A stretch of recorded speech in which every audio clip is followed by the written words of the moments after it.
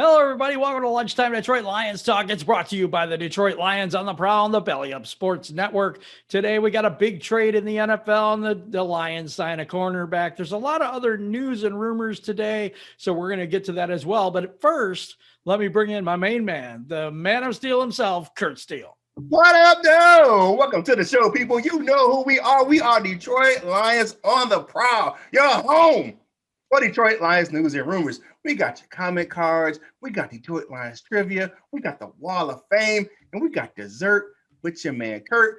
But, hey, as always, do us a favor. Subscribe to the channel because we don't have fans. We don't got viewers. We got family. And it's all love right here on Detroit Lions on the Prowl. And please like the video, share the video, comment on the video. All of these help us get this content to more Lions fans just like yourself. Now let's get this thing started right now. Let's go.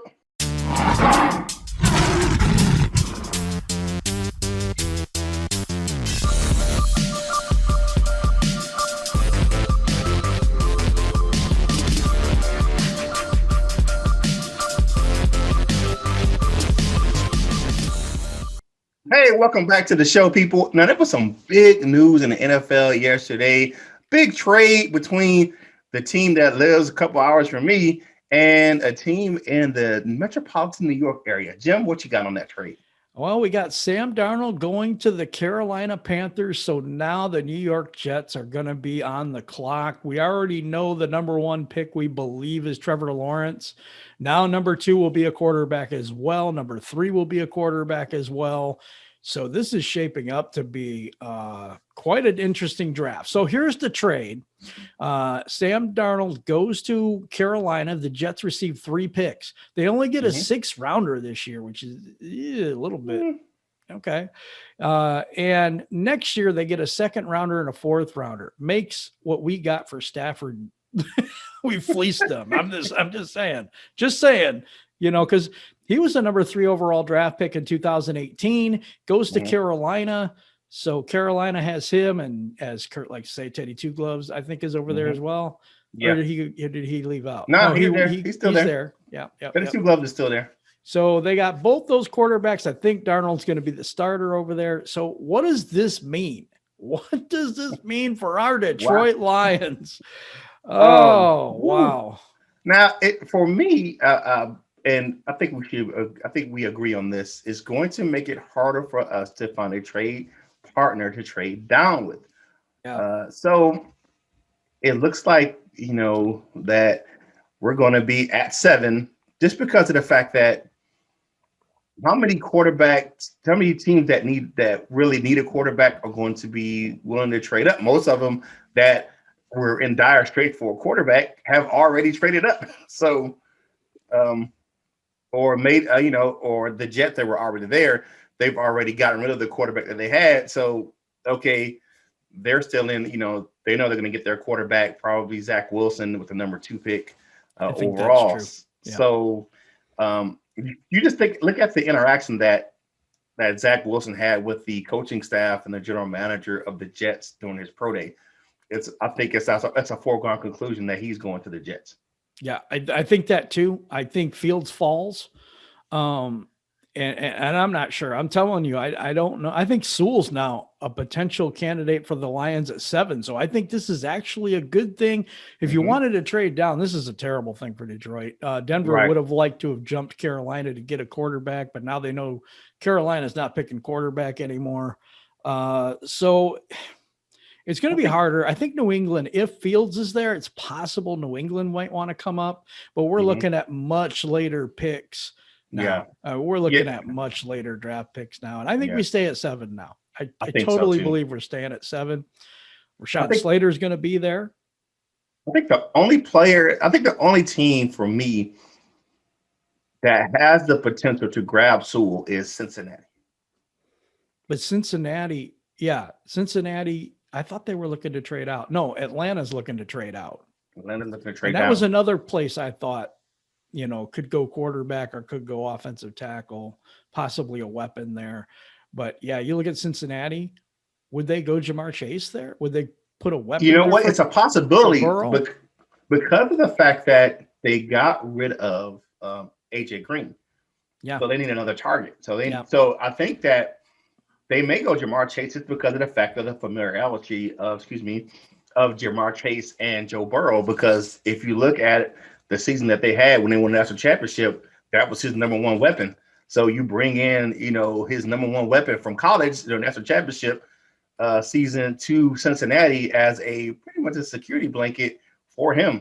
And he's just an excellent wide receiver, to be honest.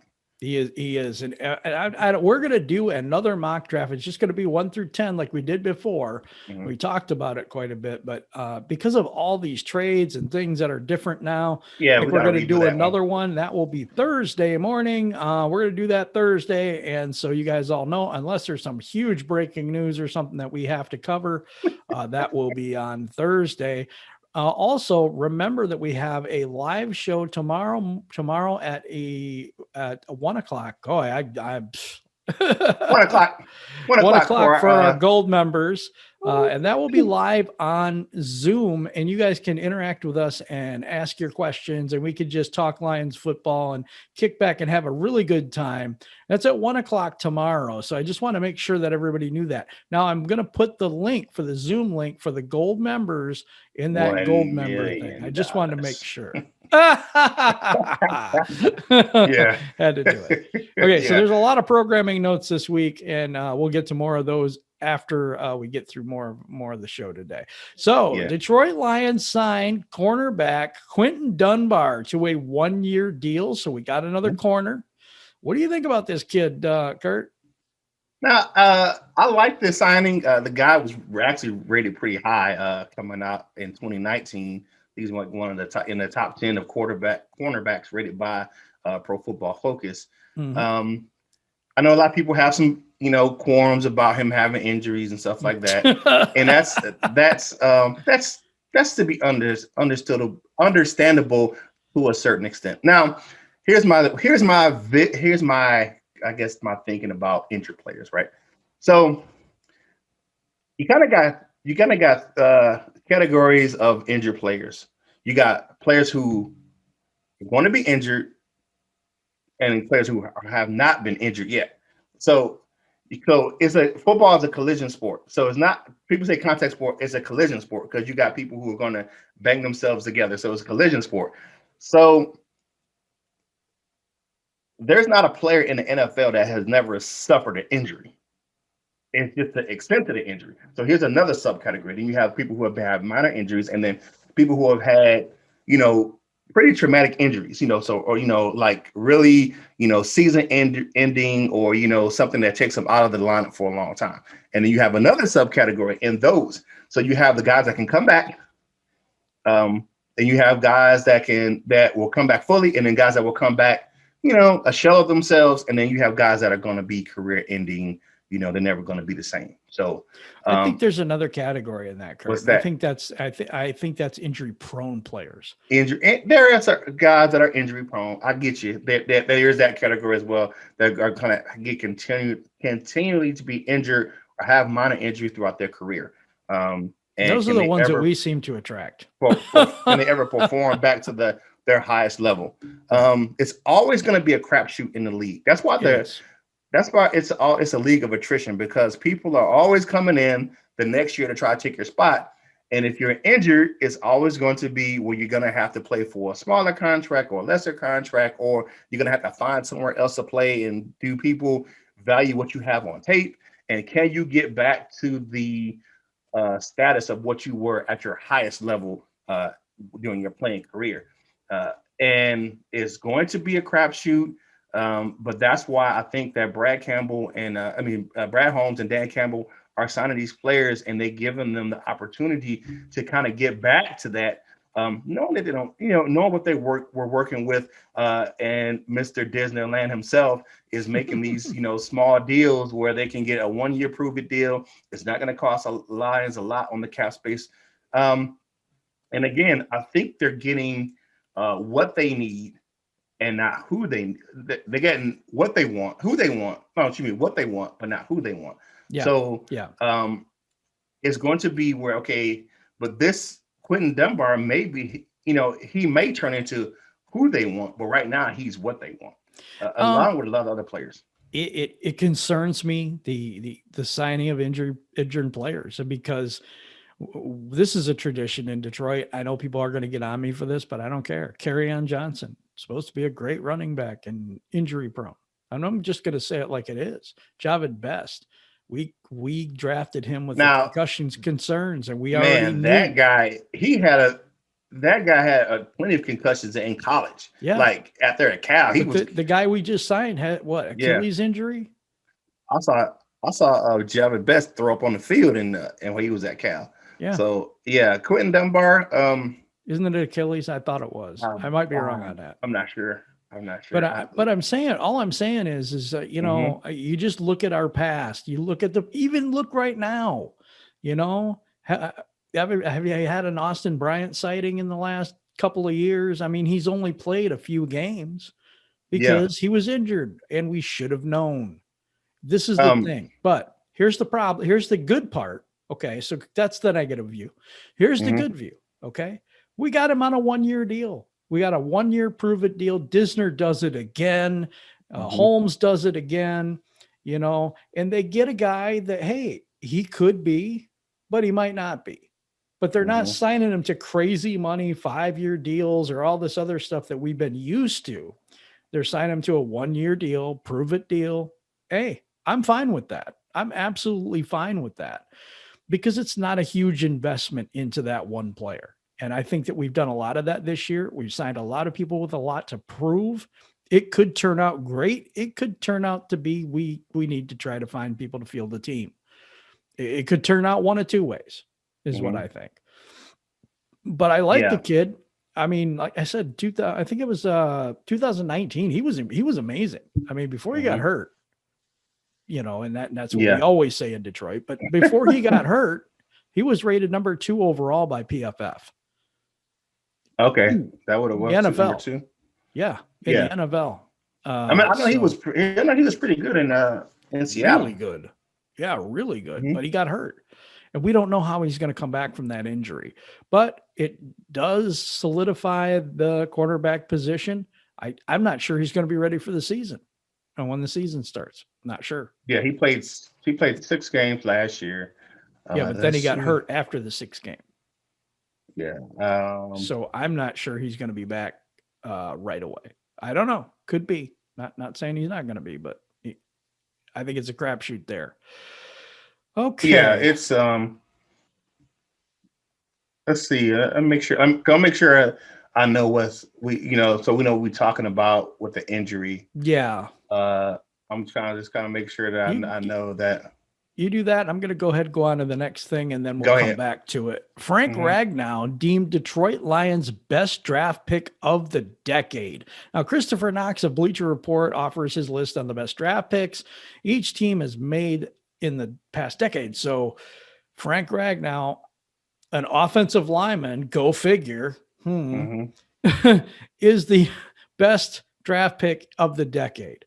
And for me, it's a little bit of a justification, because we keep pounding the pavement for an offensive lineman.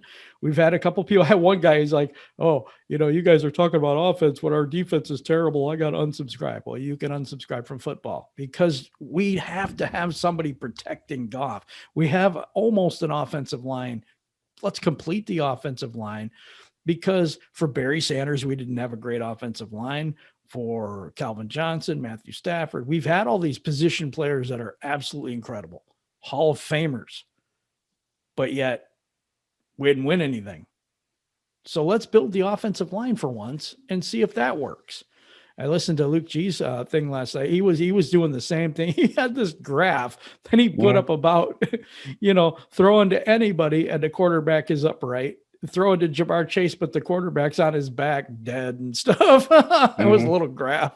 If you do this, this happens. If you do this, I thought that was great. Shout out to Luke G, because that Luke was G really always good. A great job of breaking down players he's really and good plays. He is. Yeah. Frank Ragnow was one of the guys I really liked coming out of when we drafted him. It was like, okay, I know what we're getting. The guy can play center. The guy can play guard. You know, he's interchangeable. The guy had a really good college career, and you kind of knew what you were getting when we got Frank Ragnow, I didn't know he would be this caliber player so fast in his career, but he's turned out to be a really, really good center, really one of the best interior offensive linemen in the league. So I really, that was, what do you call that? That was Bob Quinn's best draft pick that he's ever had in Detroit. So yeah, I think so too. It's just, one of those things where he's durable. Even missed a game or so, but he was right back out there. So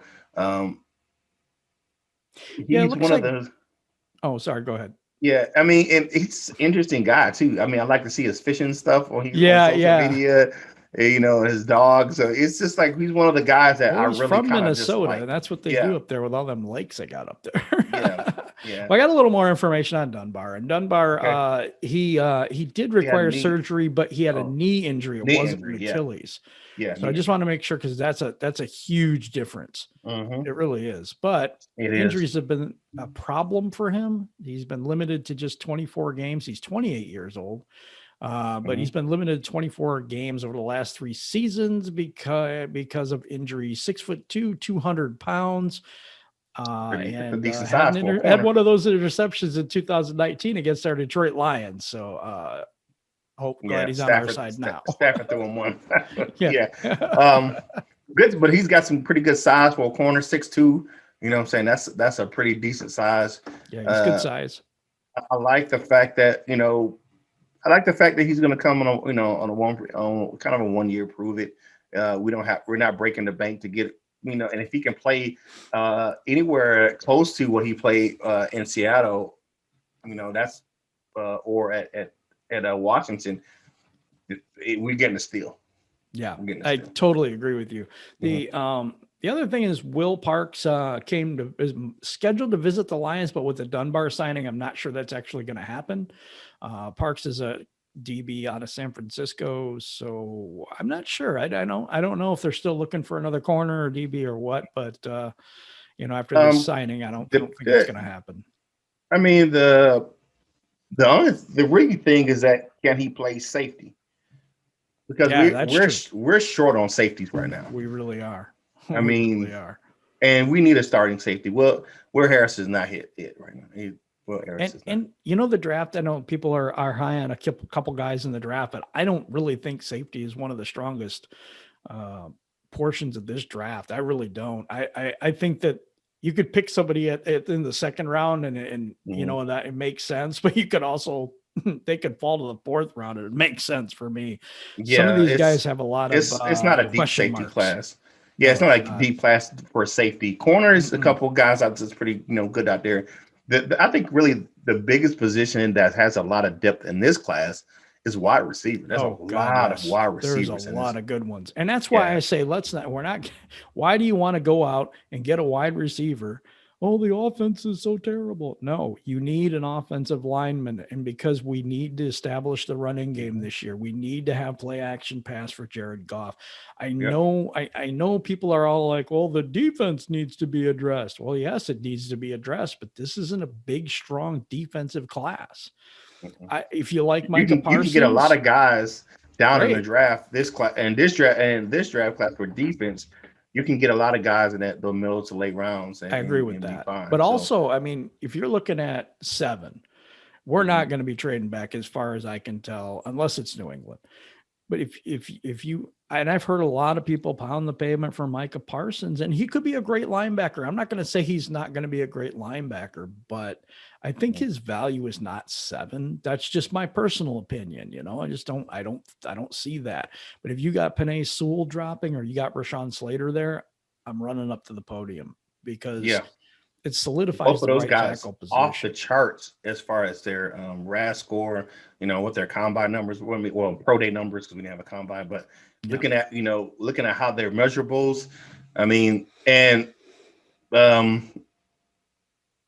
forget who, I think it was Ian Rappaport, said both of those guys will be Pro Bowl caliber offensive tackles in the NFL. Oh, absolutely. That's what I think too. And then we got Ragnow at center, who's a Pro Bowler already. you solidify that offensive line. This is a 3-year build. It's not like we need offense right now. We need defense right now. We don't because you're not going to fill every position in the first year of this build. You're just not. And if you have a chance to take a tackle that's, how do you put it? Just going to be a Pro Bowl caliber player. Yep. You take him over the linebacker right now. You do. Because that whole offensive line can grow together.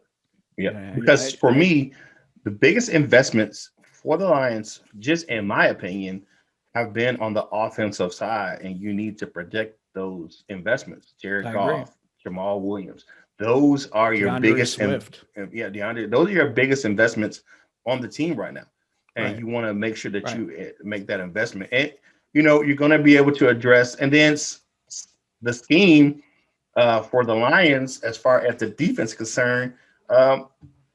They have addressed some of those things, and getting back at the defensive line is, especially edge, is where they've really made some really good adjustments, personnel wise, and you're going to be able to, the scheme's going to change, and hopefully we can get some guys that can just play. They don't have to worry about thinking with this ridiculously over thinking scheme that we ran the last couple of years, and we can just get guys that can come in and just play. I agree with that 100%. I think we've addressed the defense a little bit. I don't think it's nowhere near complete. No, nowhere near. We know that. But the thing is, we have the new coaching staff in. I think they're going to be better this year than they were, but we're still going to have a terrible defense. Oh yes, it's still going to be. It's still going to be what it is. Year one. I'm looking at 2023. I'm not looking at 2021. I'm not even really looking at 2022. And I know that sounds bad, but this is where we're at, guys. I think 2022 is where we start to improve.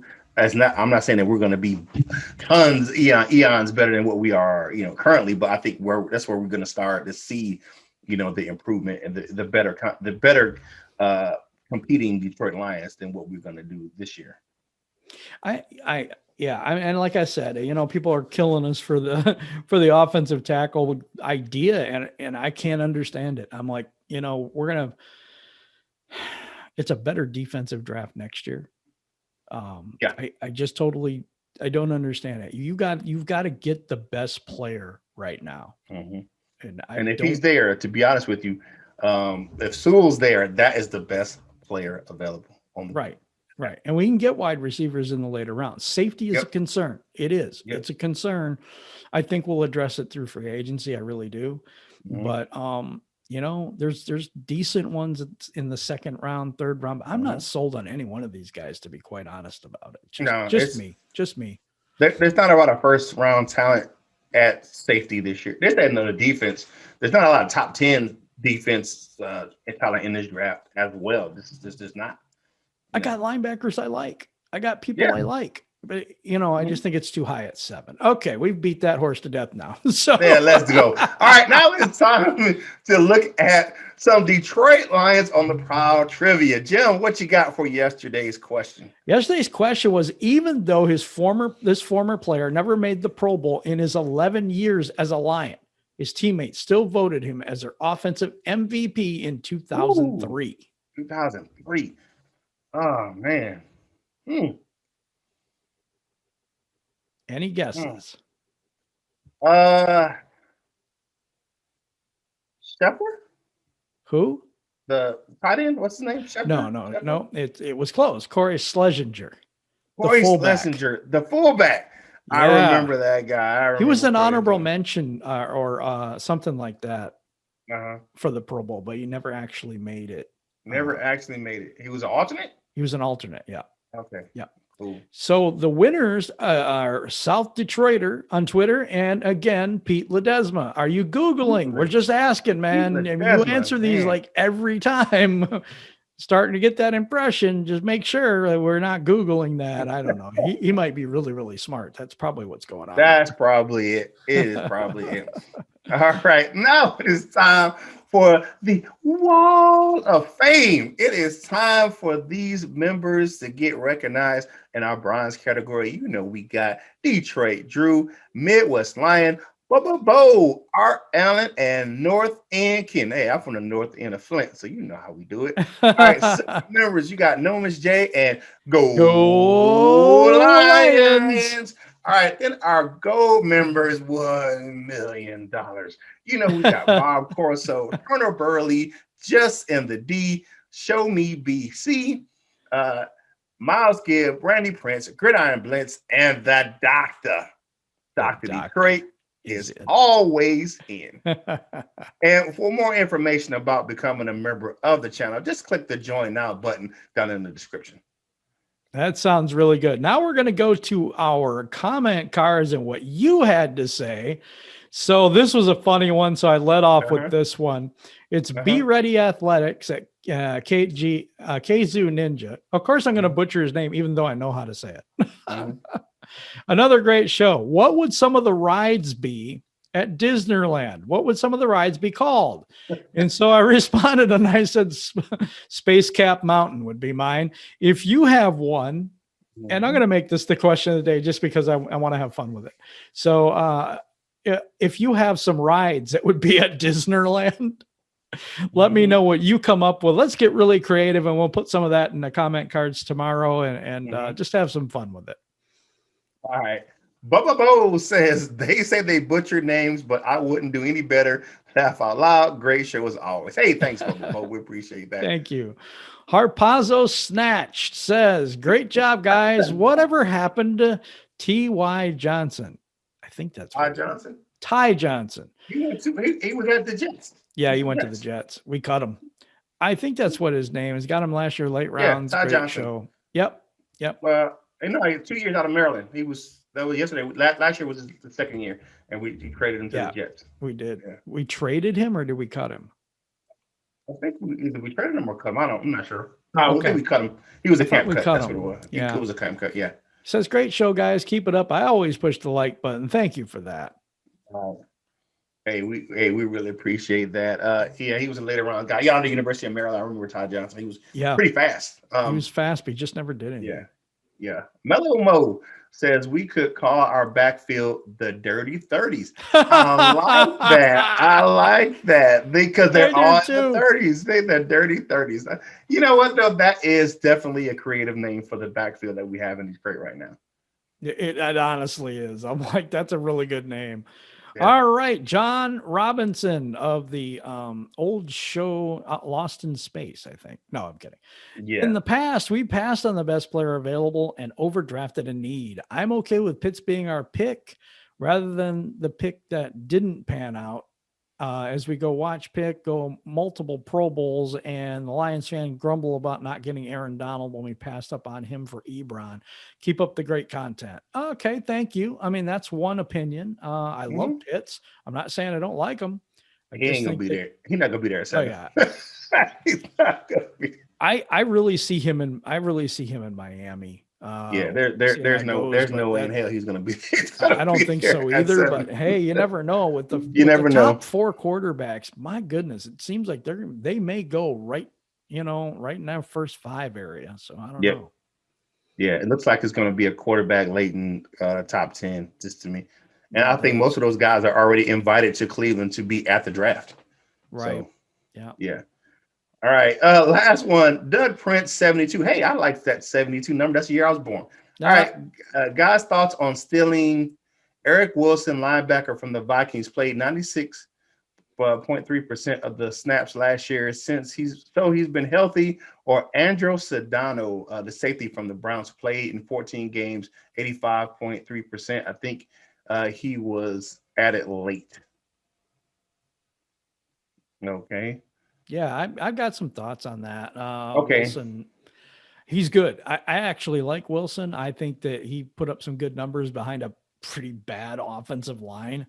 So he had like 8 passes defended, 3 sacks, 9 quarterback hits, and 15 starts. So not bad.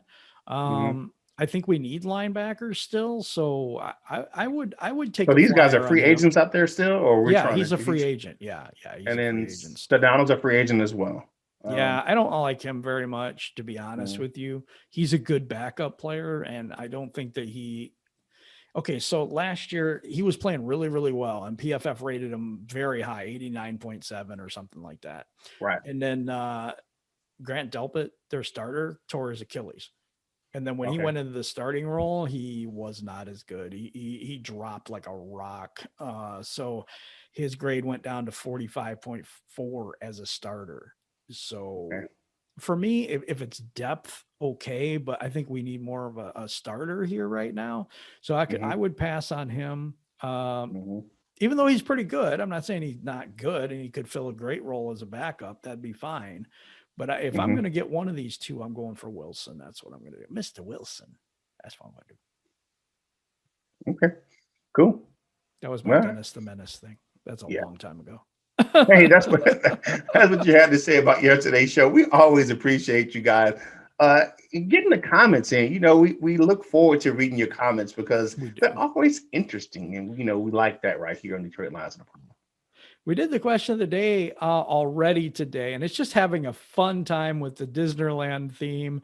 What Mm-hmm. would you like to see? What would you name some of the rides in Disneyland, or what would some of the rides be? I think that's a fun question. So we'll do that for Mm-hmm. question of the day. And now it's my favorite time of the entire show. It's the dessert with Curt. Now, here's an interesting tidbit that came out a few days ago, and it's from Peter King. If you guys don't know, Peter King of NBC Sports, and he does Football Morning in America over there on the Pro Football talk show. And he said that the NFL might have a midnight madness. Now, if you know about college basketball, this is like the start of the college basketball season. This would be like the start of the NFL like practice season, and they would have this like midnight madness thing where they would bring the fans in to the Ooh. practice facility and have this like big celebration Hmm. that they would have when the Lions would start, or the teams would start their practice. That's an interesting concept. I like it. If you ever experienced a midnight madness at a college, man, that thing is wild. I've lived down here in North Carolina for several years, and to have Duke and North Carolina have really crazy midnight madness for their start of their practice season, right before the season starts. But that would be a really interesting deal to have the NFL do a midnight madness before they started camp. That would be fun. That would be a lot of fun. All righty. Final thoughts for today. Guys, this is a 3-year build. I'm going to keep hammering this point because it seems like people don't understand it. It's like, yeah, we need to address this position, and we need to address that position, and we need to do this. And our wide receivers aren't very good. And there's so many question marks. Well, they're all 1-year deals. We did the best we could with the cap money we had. We haven't had a draft yet under this regime. So patience. I'm preaching patience because you guys got to understand we're trying to build this team. We've never done that in Detroit. I'm going to tell you the truth. I don't think we've done that in the entire time I've been a Lions fan. We tried one time with Mm-hmm. Utley and Handelsick and all that. We have never had a Mm-hmm. complete offensive line. And correct me if I'm wrong, you guys, but Mm-hmm. since I've been a Lions fan, and that's been like 40 some years. So Yeah, we've always had some hold on the offensive line. We never had complete. Think about this, and I'll say this about the offensive line. If with Barry Sanders, with all the yards he lost, think about if all those yards were gains. yeah, yeah. Sometimes he would, Think if he you didn't know, have to bounce off people and, yeah. make people miss because, I mean, yeah, a running back is supposed to make the first guy miss. I mean, that's kind of the way football goes. But, if he had that Dallas offensive line, where do you think his stat numbers would be? Yeah, Just so you, crazy you always during do that that. era. But Yeah. I think that was the first thing. And I have a few, like I said, I'm going to remind you of these announcements that we have going on. Tomorrow we have a 1:00 on Zoom, a question and answer for the gold members only. On Friday, we are Mhm. going to have an 11:00 a.m. free for all Friday live. And that was fun last week. So we're going to do it again this week. Also, we're going to have a very special guest on that show. We're going to talk a little draft. So yeah, we'll have some fun on that show. We have the mock draft coming up on Thursday morning for you, unless there's something breaking news that happens and pushes that out to Monday or whatever. But yeah, just plenty of things going on here at Detroit Lions on the Prowl. The link for the Fanatics is fixed. Sorry about that, guys. So that it will be in the description. Just press the more tab. If you're searching for Lion stuff and you want some new gear for the season, you want some new gear, all kinds of stuff at fanatics.com.